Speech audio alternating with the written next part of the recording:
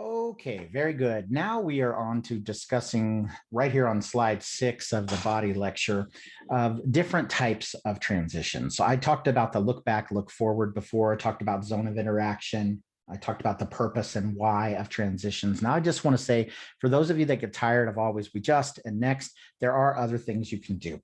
So one of the things to do is to talk about what information you've given so far and why something is still required. So we've learned a lot about the importance of selecting flour for our cookies. But if we stopped there, we would still need to learn more about how to mix that flour. So let's talk about mixing flour.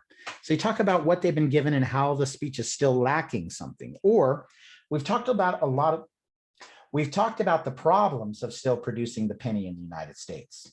But if we stopped there, we would just be complaining.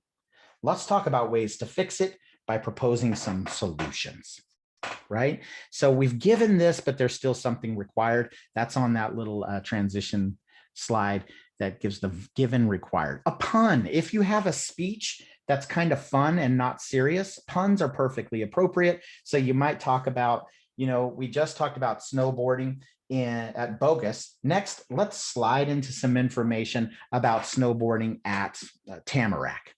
Right. So slide into, or it might be, let's jump over, something like that. If it has to do with snowboarding, that kind of thing. So you can use puns, just make sure it's not a serious topic. A speech on cancer, probably pun transitions would not be a great way to transition. Okay, yeah, that's 3 ways. Look back, look forward, talk about given and required. Oh, the quotation and citation transition too. So that would be the one where you would say something like, as Abraham Lincoln once stated, boom, boom, boom, boom. And then that would segue to the next main point. I give the example of Chuck Noll. As Chuck Noll once stated, the problem with my team is not cutting players, it's having to stop.